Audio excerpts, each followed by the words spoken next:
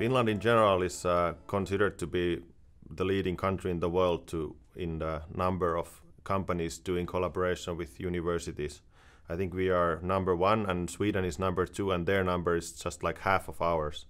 So already in Finland it's quite typical that the big companies do collaborate with universities, but still there's the relationship, it's still quite distant, and the information dissemination is not so efficient. We found out some like very sad cases actually, that there's been super results by students or by academic staff done, and then they are delivered and nobody have even considered thinking of them in like several years, and that's actually very common in general. So our idea is to tackle these kind of problems by enabling much more closer collaboration, providing companies access here, doing things together already in the beginning, so the companies actually learn from the process, not just the results. And in many ways the shared presence actually enables much better results, and like the companies win already, even though they even don't read the end report anyway. So like the journey is important. We are looking for active partners to take active role in a community, and usually we don't market that much ourselves, so when they already come and ask, that's the phase one completed.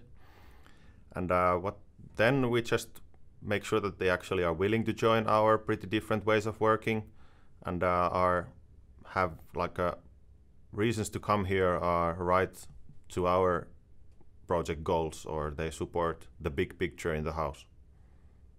We are trying to collaborate with small companies, medium-sized companies, and very large corporations which are operating in several continents and doing worldwide business.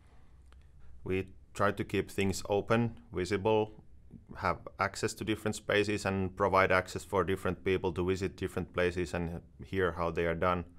So companies usually, when they come here, they are welcoming visitors. We might have 10,000 people coming here for a year, or in a year. So the companies, they are actually able to get quite a lot out of it, and at least to share the presence and learn from those 700 people in the house. It's actually huge potential if you just take advantage of those. From a company perspective, an important thing is visibility that Design Factory provides. And since the beginning, there's been a lot of interest in this context, a lot of interest from companies, from the public side, from the media side, and for a starting company, it's very important. On the opening night of the Design Factory, we had the CEO of one of the largest Finnish multinational companies come and knock on our doors and say, "Hey guys, what are you guys doing?" That's very random. You hardly ever get that kind of opportunity if you'd be somewhere else. The areas that we work in, the kind of sustainability context, or human needs context, or environmental context, or whatever you want to have the specific context in where we need to provide answers in, requires very specific knowledge. Within the Design Factory, obviously, there's a number of people with changing experience and expertise that we can quite often use in our projects, maybe for 5 minutes asking a question, or maybe even a longer lasting project. The collaboration inside the Design Factory and the partners that exist here, or coexist as we like to say, differ quite a lot from what is happening inside industry or in between companies.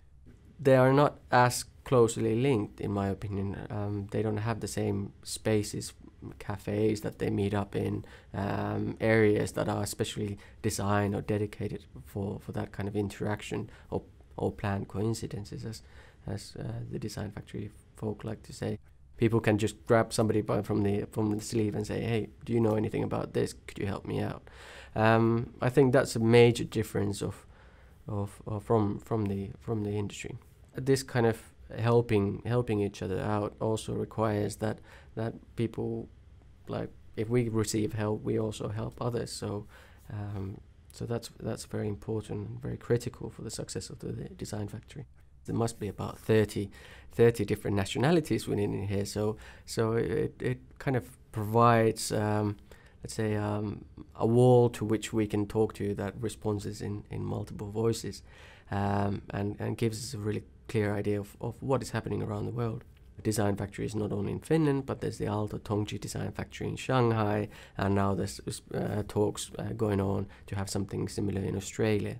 And suddenly, for us that we work on international product development or product design, suddenly it creates a platform on which we can quite easily, flexible and cheaply provide service in different kinds of continents.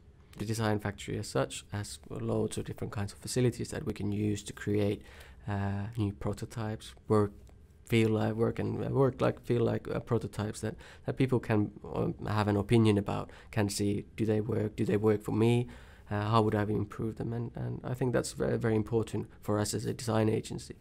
This is kind of meeting point for the industry and the university, so really to attract more and more professionals to come here, to give it a more and more value as such to this environment is very important, so that it's not only seen as a space to do student projects, but to actually create a space where something really interesting can be created in.